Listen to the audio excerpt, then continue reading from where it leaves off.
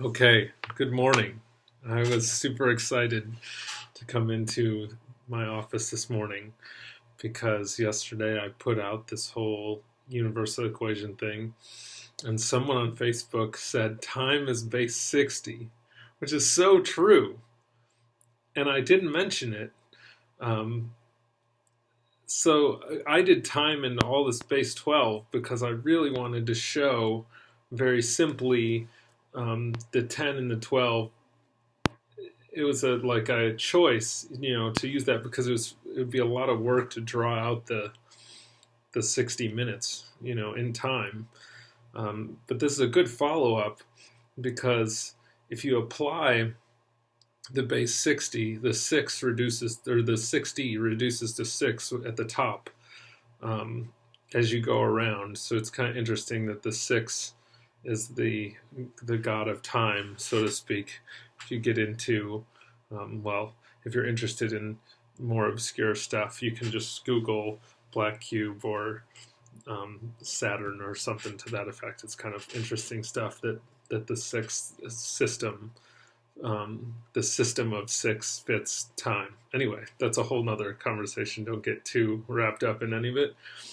But the exciting thing for me is just that someone picked up on that because I was just representing time with a 12 because it fit really convenient with my 10, which is easily scalable. The 10 reduces to the 1 and then it scales up and scales down really clean, and it just fits right inside that 12. So it's in the 12 years or the 12 months, and everything with 12. And that's why with 12 you can apply 12 because it's a pretty prevalent number. You get into astrology, or you can get into astronomy, or just different things with 12s, and that's why the number 13 I think has some significance in different schools of thought. But the other fun thing is that it gives me an opportunity to point out that the spectrum, like at the beginning of my talk I explained, the singular is made up of variation and repetition. So that is the dualistic perspective, like the variation and repetition. So you can have, in this case, the repetition is going to be that circle. It is the spectrum itself. The variation is the fact that that circle, like the system applied to that circle, can vary. Right? So you can apply the base 10, you can apply the base 12, you can apply the true time base 60. It'd just be, I thought, with an hour and a half video that virtually no one, I imagine, is going to watch anyways, just because that's a lengthy time investment. I still hope someone watches it.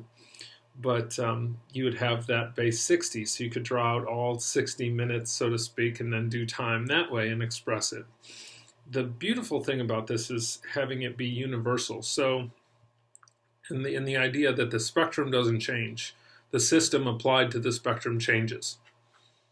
Okay, so your divine right, your universal right is the thing that makes this, apologize for my phone here, the thing that makes this so powerful, and the realization and the reason I get excited about it is because, like, you have the right and the ability to alter the system that you apply to that spectrum, to the thing, to your thought. So the objective truth, you put your subjective spin on it. It is not all of one or all the other.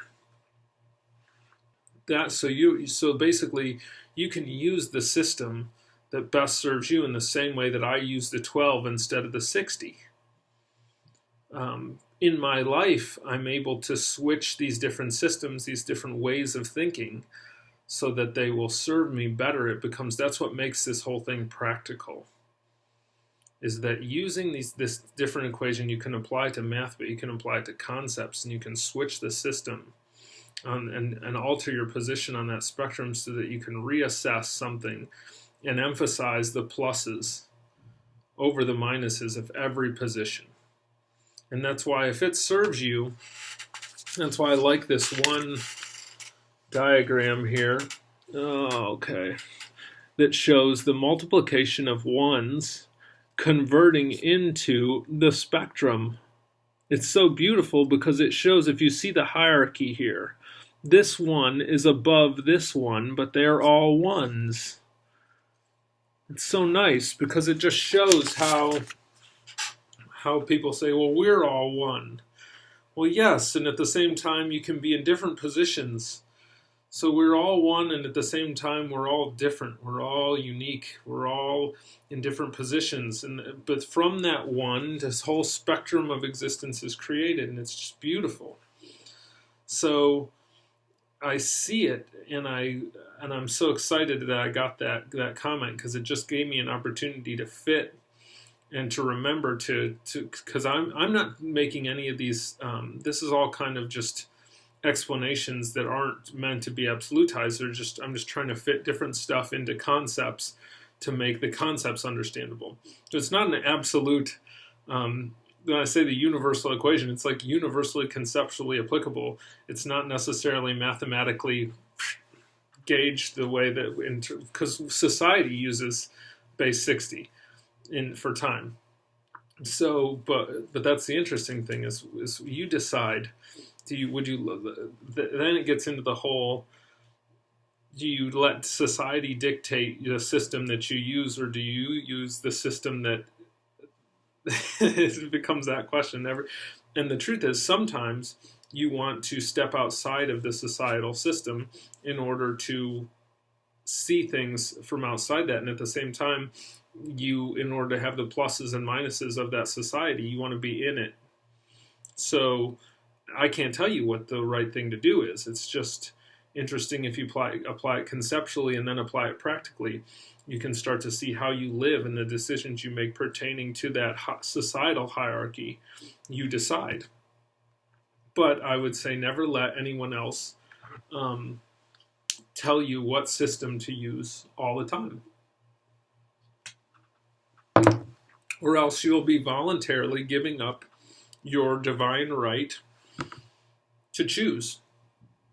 It's okay to use this system, but don't let someone else to convince you it's the only system, because you can adjust that. The spectrum is the same, and you can adjust which system you'd like to use. And that's why some people put a plus emphasis system in their brain, and they're called optimists. They look on the bright side of every situation that has a function. And what's the critique of that? There's not enough emphasis on the minuses, say the quote-unquote realists, which I understand. It's okay. The realist, who the optimist calls a pessimist, just depends. It doesn't. I don't care what you call each other. A person that emphasizes neutrality or a person that emphasizes the negatives. There's a function in all of that.